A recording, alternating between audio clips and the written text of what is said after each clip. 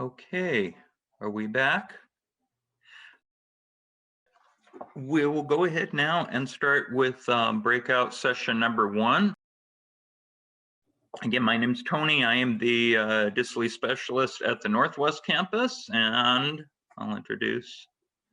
I'm Matt Stutzman. I work at downtown. Actually, I don't work at downtown campus. I haven't been there in a year. No, but I'm supposed to be at downtown campus. Well, I'm gonna share my screen here, so you should all be seeing our presentation. Okay, so we'll go ahead and get started.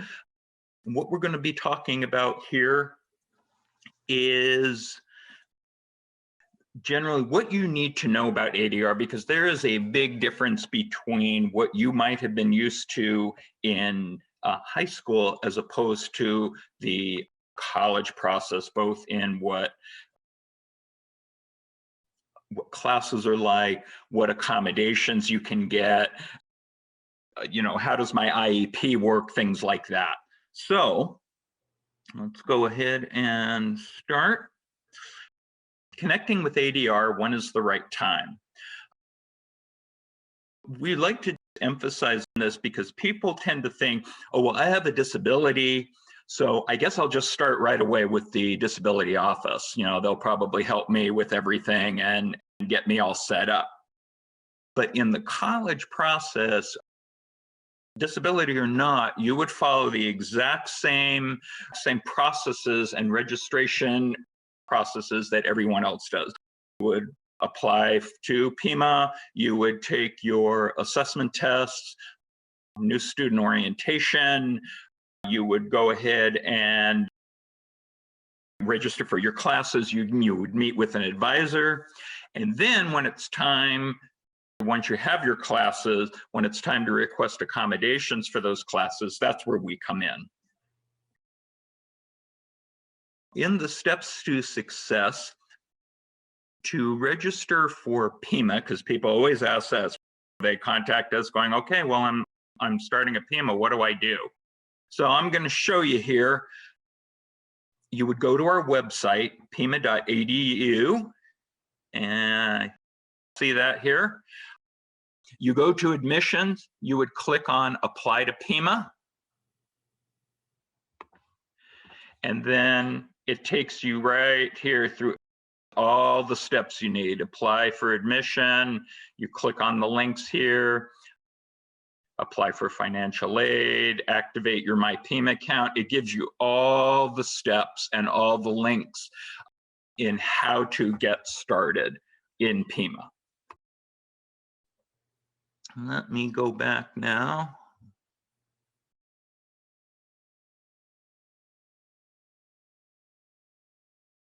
Once you have completed those steps and then registered for your classes, that's when ADR comes in.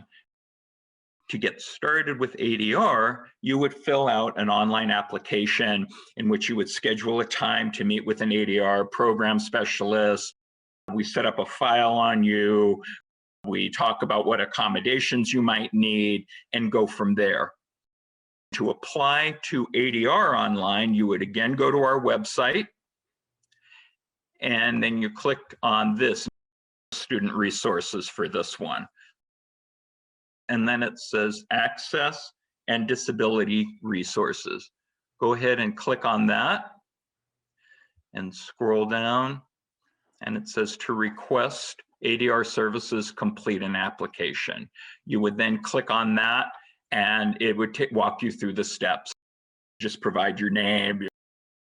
They ask you some questions about you, about your disability, and then it will get uploaded to our system. From there, you will get a phone call to schedule an appointment with one of us to talk about your disability and accommodation needs. Okay. Just so you know, sometimes people have gotten confused and they think once they fill out the ADR application, they want to say, oh, here are the accommodations I would like. They think that's all they need to do.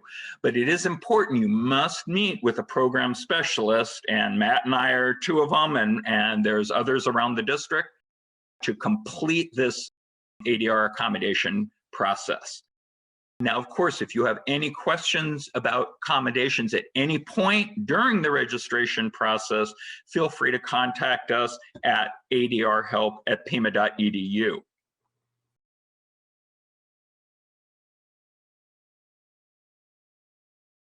Sometimes people will say, oh, but you know what? I'm taking my assessment test and I need an accommodation. Well, that's natural. Now, sometimes with the accommodations for that, there are certain things like if you have a visual impairment where you might need the test in Braille or you might need it in enlarged print, certain things like that. Yes, by all means, you can contact ADR prior to taking your assessment tests. Okay, I'm now going to hand it over to Matt, who will do the next few slides here. All right, thanks. So it's important to understand what ADR does so that you can get the most out of what the program does. The students are, ADR works with not only students, but we also work with faculty and staff to help identify barriers and improve and implement the accommodations that are needed. So we work with faculty to educate them on how to implement the accommodations. We also work with staff to help them to navigate some of the things that they'll need to do when they work with students as well. So it's not just what our work is with students. We review the documentation that a student provides to us to determine if the requests that they make are supported by that documentation. So it is important to have that documentation that substantiates your disability, which we'll talk about a little bit more. But if you're working with voc rehab and you're working with clients, the information that you've provided in the paperwork, the background information that you do with your clients, it has been sufficient. And if you're working in the high schools, the IEP and especially any MET information is going to be acceptable documentation. We'll talk a little bit about that a little bit later on. ADR meets individually with students so that we can talk about what the barriers are that you're experiencing and if an accommodation is something that you're going to need to circumvent that barrier. So it's helpful as a student to be able to talk intelligently about some of the difficulties you've had as they relate to your disability. So if you're a student out there that's listening, not being shy about talking about that, about your disability. And if you're working with a student because you're a parent or you're a transition specialist, to have those conversations with students, sometimes students don't feel comfortable doing that, but it's going to be something that's a skill that you're going to need to learn how to do. As you've probably heard the term self-advocacy before, it gets real now that you're going to be making this transition. After our initial meeting, we work with instructors by notifying them of your approved accommodations through an email system. We have a database that we use that you have as a student access to, and we use that for our communication means. You must make the request for your accommodations each semester. You don't need to re-meet with an ADR specialist every semester, but you do need to interact with the database in order to request accommodations, because you're going to have classes that change each semester or session, which is different than you're used to having in high school. And if you've been out of school for a while, it's going to look different. So remember to request them, but only one initial meeting. We work with faculty also to ensure that the accommodations don't diminish course objectives. For example, we couldn't tell a student that wants to work on our as an aviation aircraft mechanic, you don't have to worry about the landing gear part, that's not that big of a deal. So we got to make sure that everything that we approve is something that's going to give you the full opportunity to be invested in the course. So what do we not do? We get a lot of questions about what ADR, can you help me out with this? Can you help me out with that? We're very specific as to providing access to the curriculum for your classes. As such, at ADR, we don't help students with financial aid. Frankly, financial aid's more complicated for staff members than it is for students. So our specialists that work in financial aid know all the ins and outs and can answer all those questions for you, as they do for every student that comes to Pima. We don't provide any academic advising, or we don't assist students with registration, any kind of counseling. Those are services that are already provided for every student at Pima. So we don't provide those. People sometimes come to us and they say, hey, can I get a parking decal or something like that?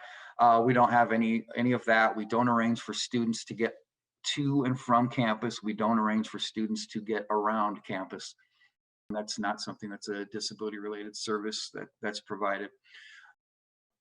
We also don't provide for any kind of personal assistance. One of the big ones that people wonder about is like behavior management. We don't assist with any kind of behavior management. We don't excuse outbursts in class, etc. We don't provide, individuals that will assist with restroom or administering medication or anything like that. And most importantly, we don't have, as an ADR, as a group here at ADR, we don't have any authority over an instructor's policy. So I can't change an instructor's policy on absences, for example. I can't tell an instructor that, oh, this student needs their grade changed, or you should offer an incomplete to this student, etc. Those are conversations that every student has to have with an instructor if they need those. We don't have authority over those. So those are some things to keep in mind that ADR doesn't do. So what do you need to provide to ADR in order to in order to receive services? It's incumbent upon the individual, the student, to provide documentation that's going to substantiate your disability. And really the reason we need it is to determine what access is going to be needed for you, so that we can come up with any accommodations needed to achieve that access. So what documentation is acceptable? Anything that you're getting from your through your high school right now, your IEP, your MET. If you're on a 504 plan as well, those are acceptable. Please bring in the most recent one. Let me see if I can stave off a few questions here. If you have an MET or 3-year evaluation from the time you were in 6th grade, that probably needs to be updated. But if you have one from your sophomore year and you're graduating, you probably do not need to get a new psych ed evaluation from your high school.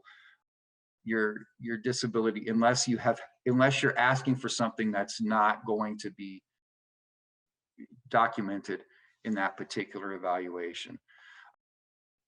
So as long as it's done by a qualified professional, they can be private or public. For example, if you're working with VR, you're going to get one of those as well. If you have something that isn't IEP related, you have to substantiate it with medical records. They could be from a behavioral health agency, any kind of specialized individual that has done an evaluation. They can provide that documentation as well. They have to be someone that's diagnosed to treat it. You can't bring us something from your psychic.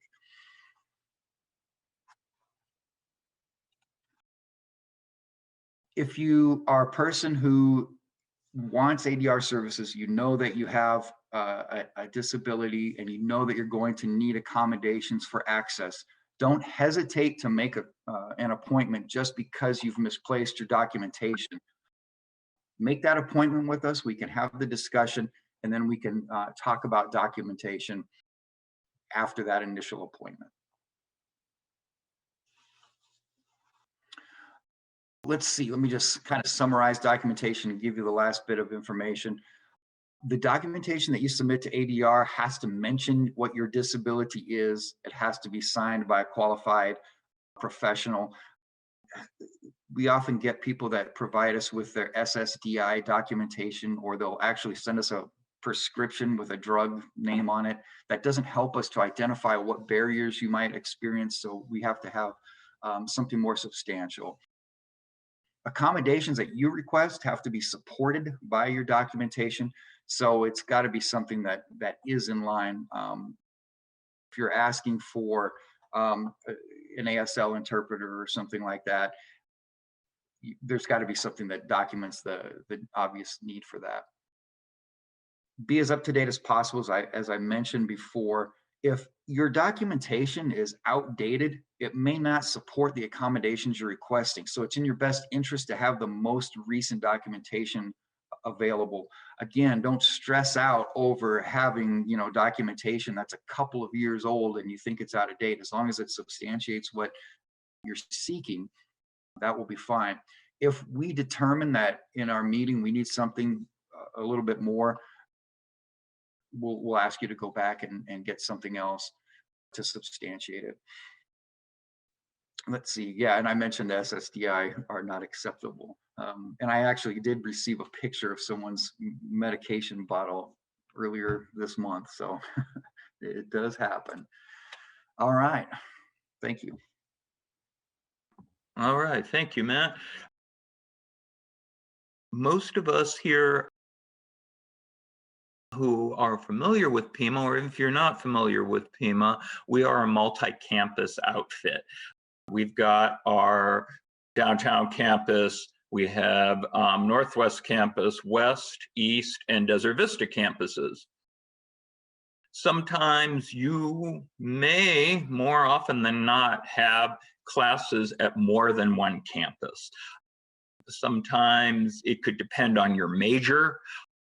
Sometimes it depends on, oh, I really want this teacher, or I really want this particular time, or whatnot, or I can only take a class in the evening. So you might have, say, 2 classes at Northwest campus, 1 class at downtown, and 1 class at West campus. You do not need to go to all those campuses and register with each disability office. You just stick with one specialist, and regardless of where you're taking classes, that's where you are, that's who you'll be working with.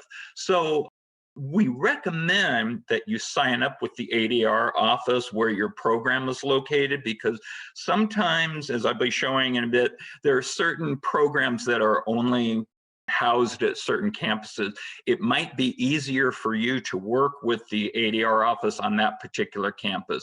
But again, it's up to you. But you just need to stick with one specialist. Now, I'm not going to actually go over all of this. This session is being recorded, and we do have PowerPoints for you by request, but these are showing all of our different campuses and showing what programs are based out of those particular campuses. For example, if you want to be a nurse or a dental hygienist, or you're interested in gaming design or digital arts, then all or most of your classes are going to be at the West campus. If you want to be an automotive mechanic or a welder, or get into heating, ventilation, air conditioning, you're probably going to be, most of your classes, if not all of them, are going to be at the downtown campus. That's what we're saying. It might be easier if you are going to be an automotive mechanic and a lot of your classes are going to be at the downtown campus, you may want to just go ahead and register with downtown. A lot of times I get people coming in from high school. It's like, oh, but I only live a half a mile away from Northwest campus, and I'd rather work there. That's fine too. But we just say that usually at our respective campuses, we tend to know the faculty a little better, how things work and what the setup of the classes are, etc. And before I forget, just continue to submit your questions to the Q&A. Some of the questions will be answered right there on the spot. We also will be answering questions too as we go along. So our moderator, Karen, will let us know, give us the questions, and we'll go from there. Okay, so again, I'm not going to read all of this, but these are the ADR contacts by campus, which you can refer back to later. It has our email addresses, our phone numbers, who works at which campus, if you want to ask a question to any of us. And again, if you're not sure who should this go to or what campus, you can always email us at adrhelp, all one word, at pima.edu. Okay. So now there's many other resources that are available around the district that aren't directly through ADR that are there to help. Sometimes people like, oh, I'm struggling in this class. Can you give me a tutor? Oh, what class do I need to transfer to this program? What should I register for? I need a little extra help. There's things that are open to all students that you can take advantage of. We have academic advising, counseling, and career degree explorations, which is available through our Student Services Department. So even if you're undecided, you might have seen a couple of the students in the student faculty panel were saying, really didn't know what I wanted to major in. I really didn't know where I wanted to start. We have advisors that can guide you in the right direction and help make sure that you're registered for the correct classes. And even if you're undecided or you're thinking, I might transfer to the U of A or ASU, they can recommend what classes. We have general tutoring at our learning centers at every campus. It's free. Of course, right now, with us being in a virtual format, we have an online tutoring service that you can find on our website called Net Tutoring. But that is available at all of our campuses. You don't need to make an appointment. You can just walk in and there's a tutor that will sit down with you. There's tutoring in math and writing and various other subjects depending on what the availability is. We have remedial skills classes because there are certain times, in fact, frequently, where students, not just students with disabilities, but several students, they'd say, oh, I'm not ready for college algebra. And that's the point of our assessment tests. Classes that help build your skills so you can get up to the classes that are required for a college degree or college transfer. We have those in reading, writing, and math. We have TRIO support services at multiple campuses. TRIO, it's multiple programs that are available to you for coaching, for time management,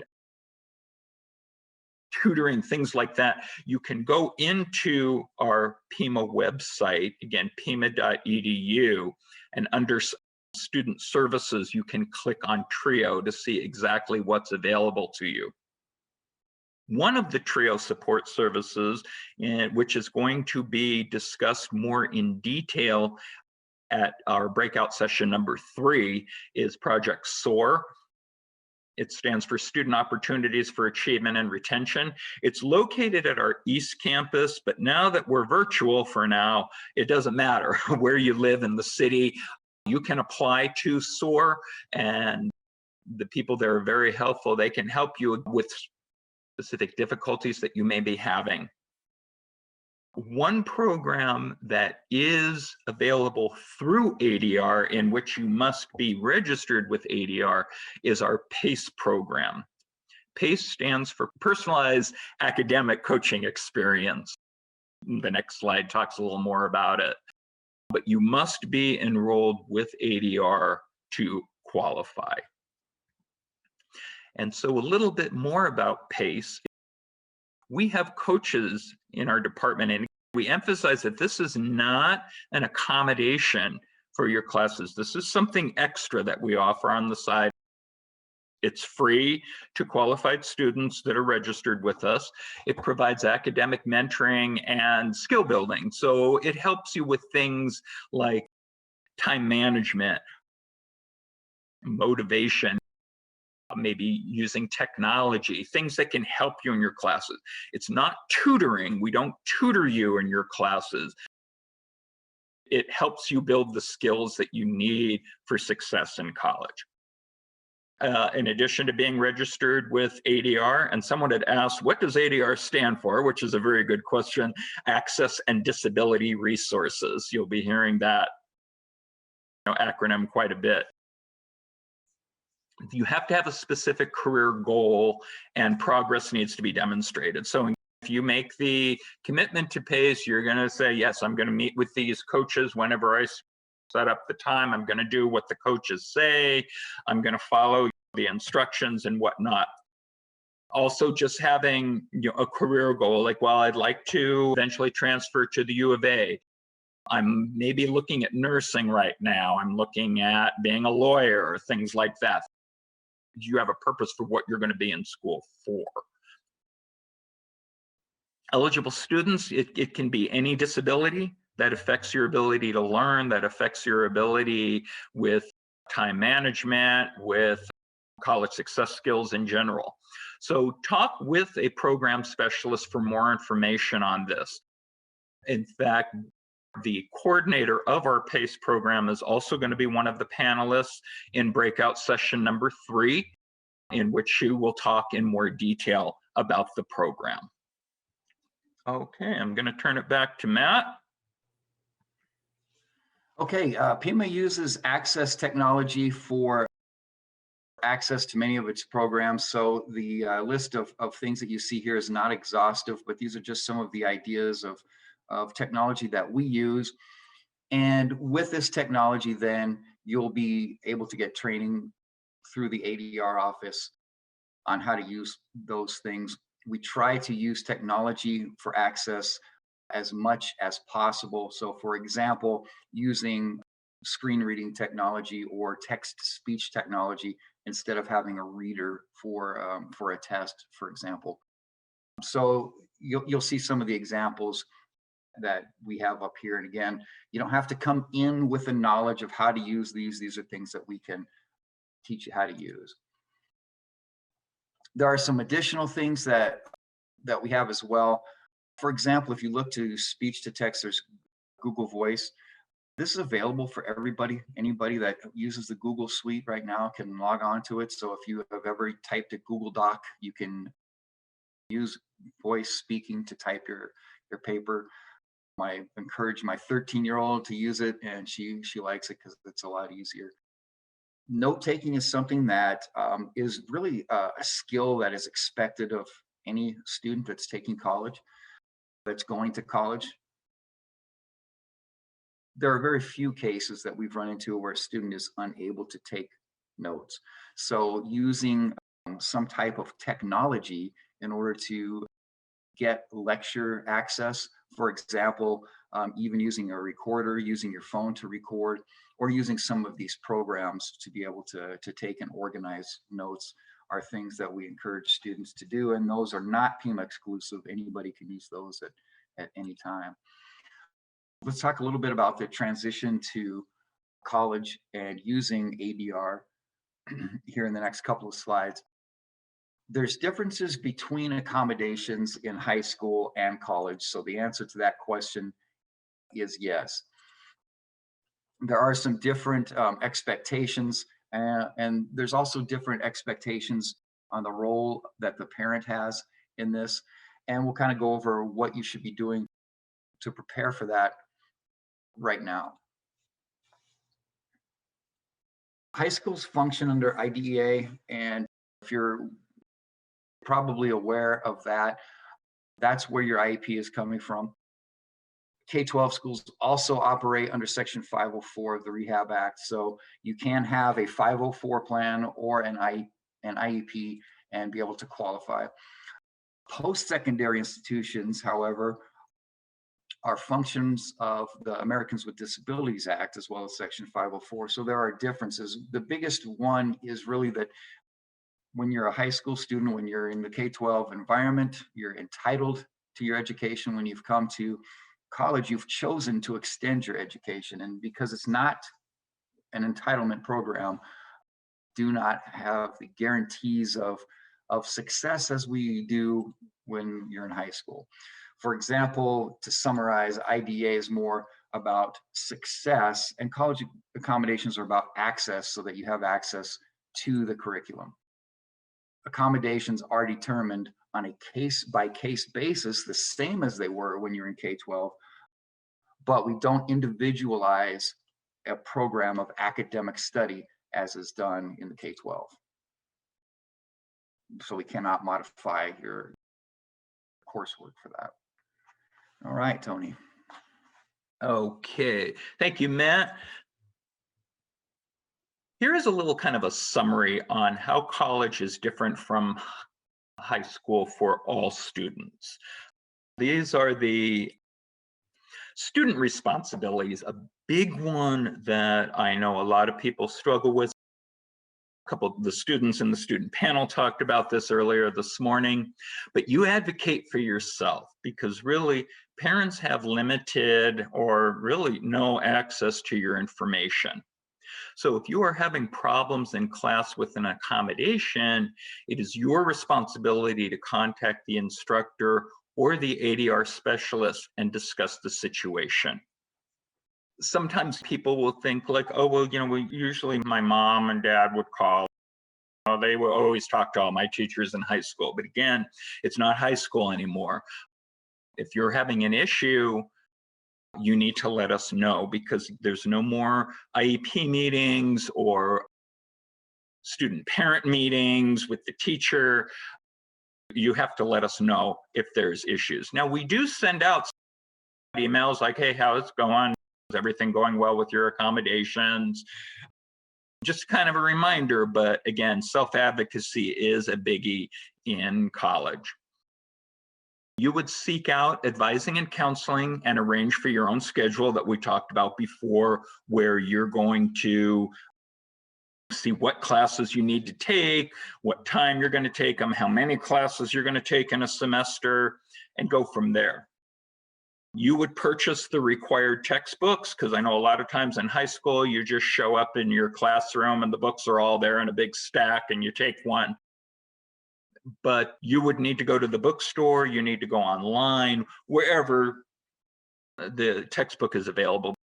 In addition to our bookstore, you can find textbooks anywhere. There's Bookshare, there's Chegg.com, there's Amazon, there's all kinds of ways to find textbooks.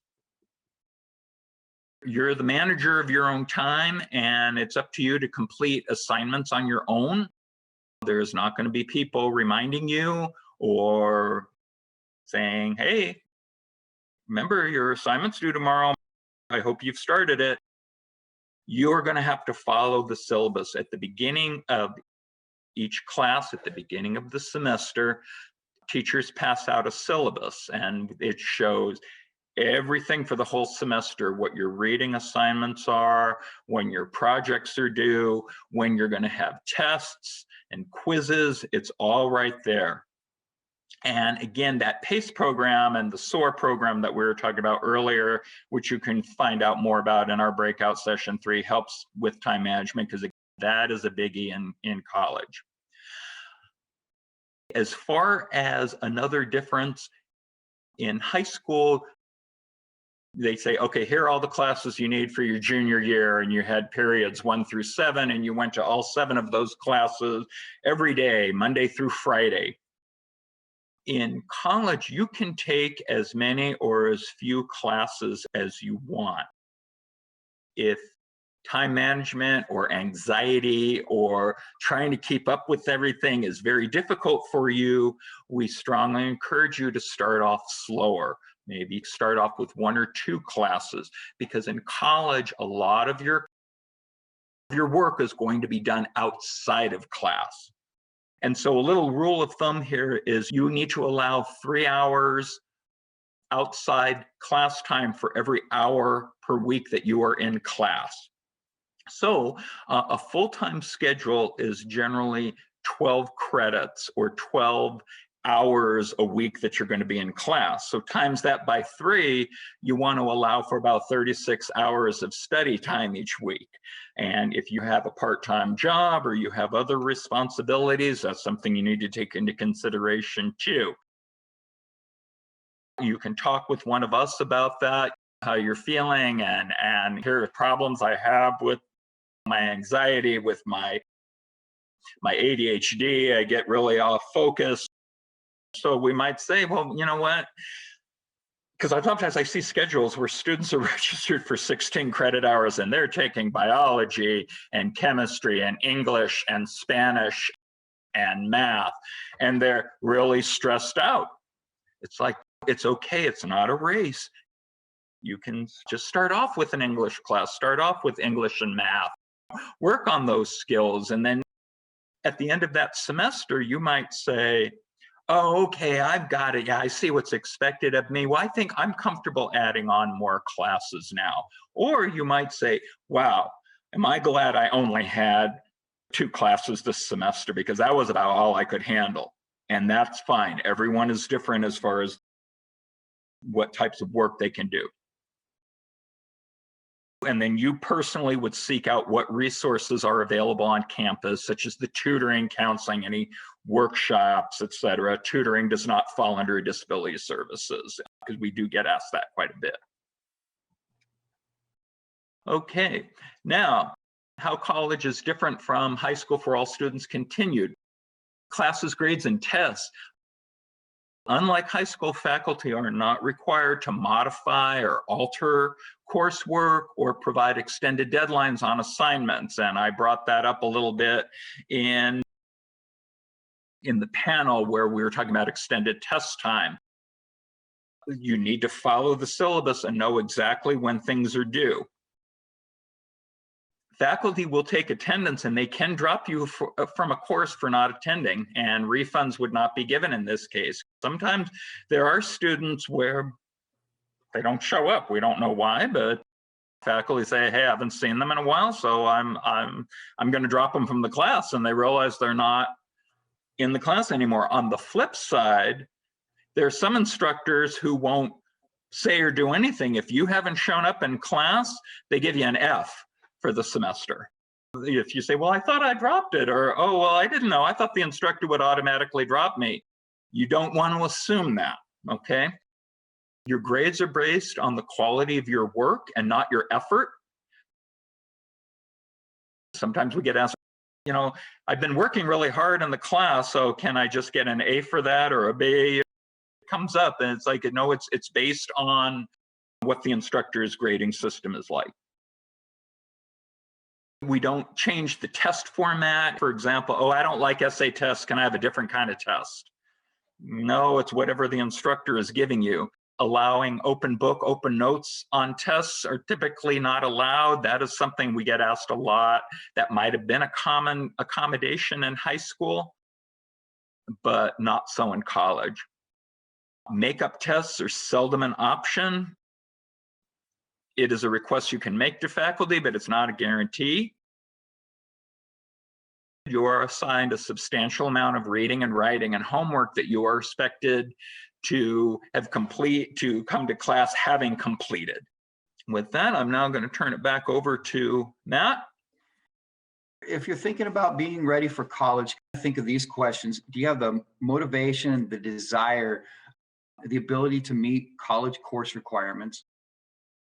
Will you be able to understand the material knowing that there isn't going to be modified curriculum? And will you be able to manage your time effectively? And if you can answer those questions and have a plan for those answers, then you're ready for college. Remember that as far as self-advocacy goes, it is your responsibility to self-identify, to request accommodations in a timely manner. People can make the referral for you, as some of your transition specialists might do, but it's up to you to actively participate and to engage in the process. It's also up to you to make sure that you're arranging your accommodations. Your parents or your VR counselor can't make the request for you. And if you're having a problem in your class, it must be you as the student that initiates that contact with your instructor. In many cases, the instructor isn't going to reach out to you. So remember that as well. All right, thank you, Matt. Go on, let's see. There we go. Okay, now usually when we do this live, I usually ask for a raise of hands here. Are there any parents out there? I'm sure there are some parents out there. as well as students, but I usually ask the parents, how many of you have heard of the expression a helicopter parent? They're also known as hover parents. There's now an even newer term called steamroller parents, where they steamroll the way to make sure that their child does not encounter any difficulties or any stress whatsoever. And that happens. And what I usually say, I'm a parent myself. I've had kids in school all the way up through college, and so I'm not judging anyone's parenting skills by this chance, but this is something that does come up frequently, in which it is difficult to realize, oh, I've always been advocating for my child all through grade school, middle school, high school, and how do I just stop? But the laws are different in that case. So as far as parents and Pima go, parents or third parties in general do not have access to student records.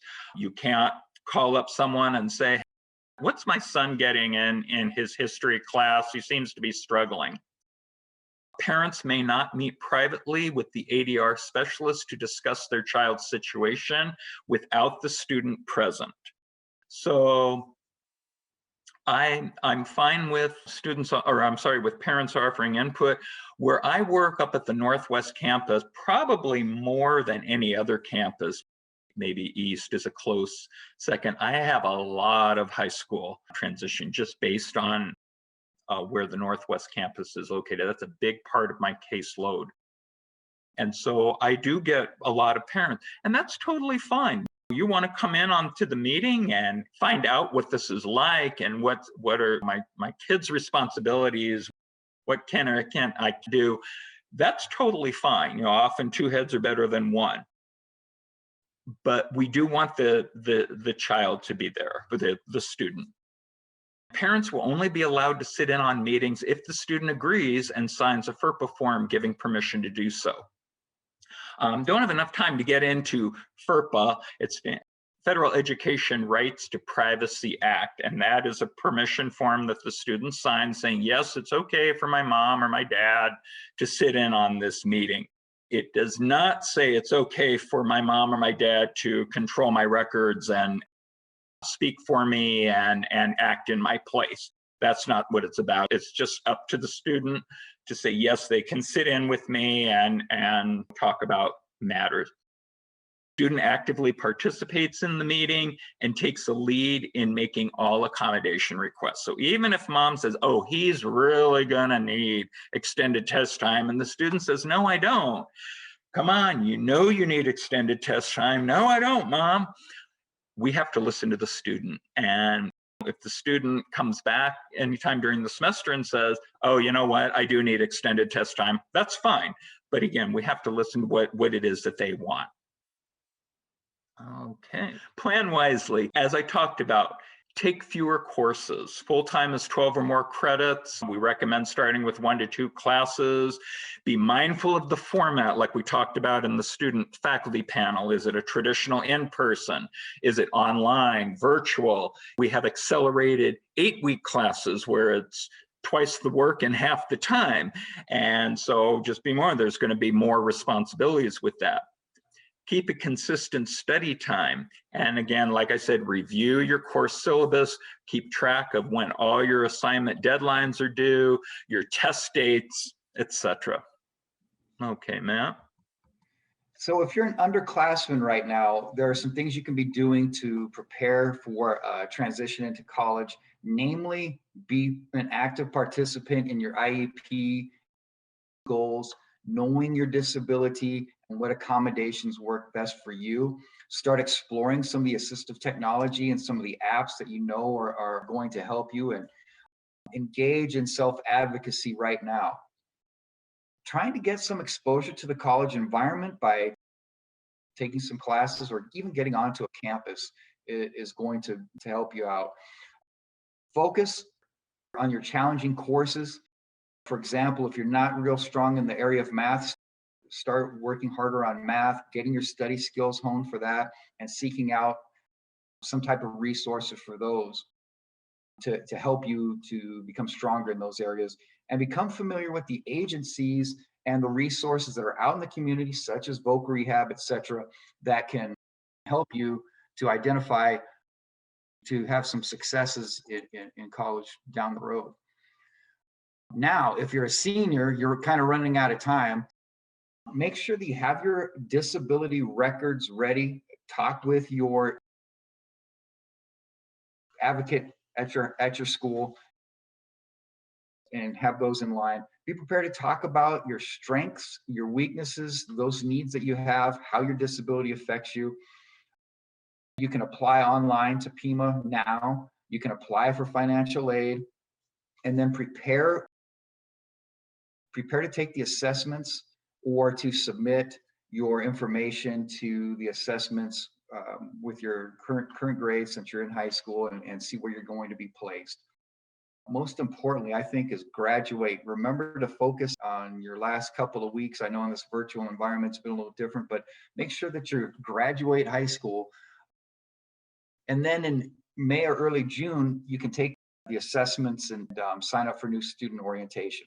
Once you've registered for your classes, you have a class schedule, you can schedule an appointment to meet with ADR. As Tony mentioned before, you can fill out the application, and we'll meet with students who are going to be starting in the fall. We'll be meeting with them later in the spring or over the summer to go over the process. We have some videos you can check out, including the differences between high school and college, the ADR Top 10, how to plan your class schedules on our YouTube video. You can just type in or just click to see that in our video library. And that is all the information we have.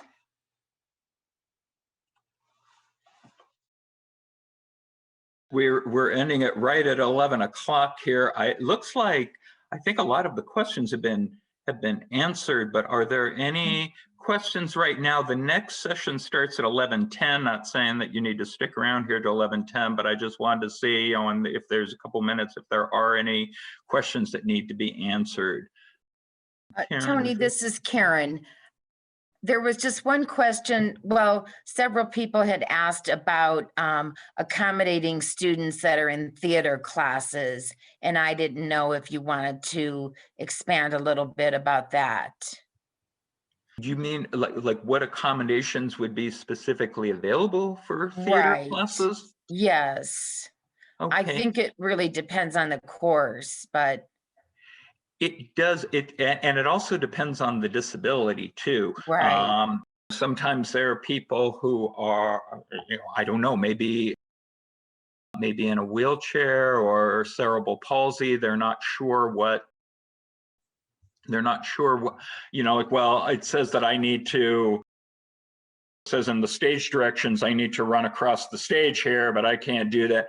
That is something, again, it depends on the individual class, it depends on the individual disability and what you're requesting. And that is something we do in the intake process or just in the meeting between the specialist and the student. If we're not sure what's going on, we're in touch a lot with instructors. Like, this particular student is taking an acting class and he's asking about this, but is not sure. We might find out, like, what do you require students to do? What are your course objectives? And we pretty much do that with any class. Finding out, making sure that the accommodation is reasonable. It doesn't alter the course requirements or course objectives. And make sure it's reasonable. Okay, thank you. We answered the other questions during your presentation. So now on to the break, and I believe you come back at 11:10. Yeah, and remember to fill out the evaluation. Survey, right. Thank you very much. Appreciate your time.